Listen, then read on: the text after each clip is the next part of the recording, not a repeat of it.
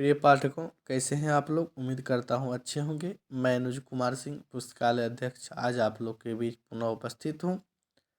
आज बात करेंगे के कामराज या कुमारा स्वामी कामराज जी के संबंध में।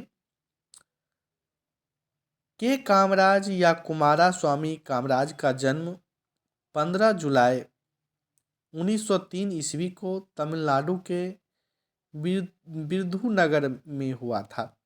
उनका मूल नाम कामाक्षी कुमारास्वामी नादेर था, लेकिन बाद में वह के कामराज के नाम से ही जाने गए। के कामराज भारत के तमिलनाडु राज्य के प्रसिद्ध स्वतंत्रता सेनानी एवं राजनेता थे, जो तत्कालीन मद्रास राज्य वर्तमान तमिलनाडु से भारतीय संविधान सभा के सदस्य चुने गए थे। स्वतंत्रता के बाद उन्होंने तत्कालीन मद्रास राज्य वर्तमान तमिलनाडु के दूसरे मुख्यमंत्री के रूप में नेतृत्व किया।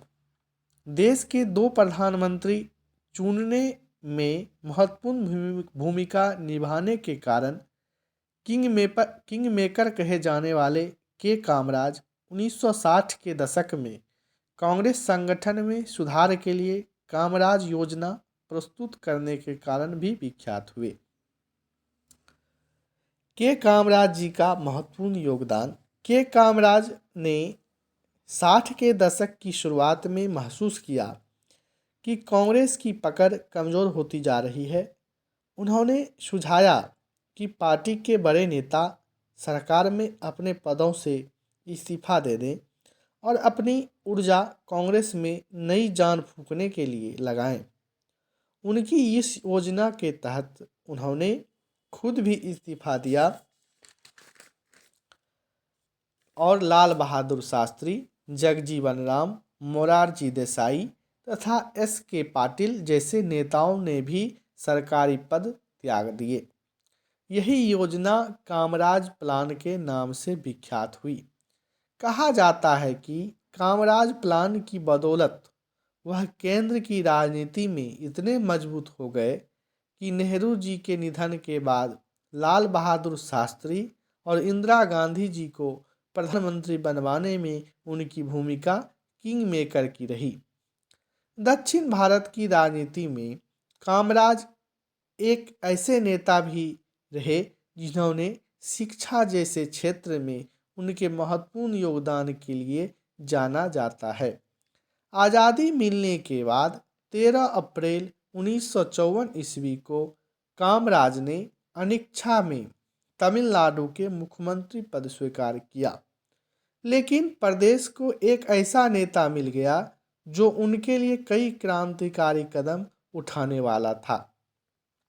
उन्होंने प्रदेश की साक्षरता दर, जो कभी 7% हुआ करती थी, को बढ़ाकर 37% तक पहुंचा दिया।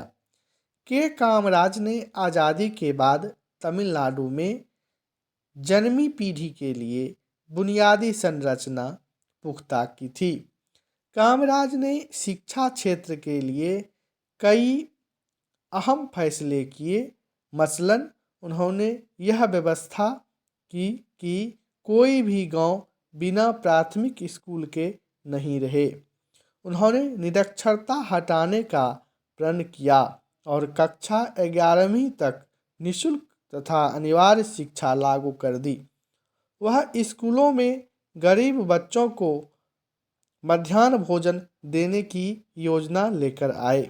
उपयुक्त विवेचनाओं के आधार पर यह कहा जा सकता है कि के कामराज का योगदान शिक्षा के क्षेत्र में भी उल्लेखनीय है।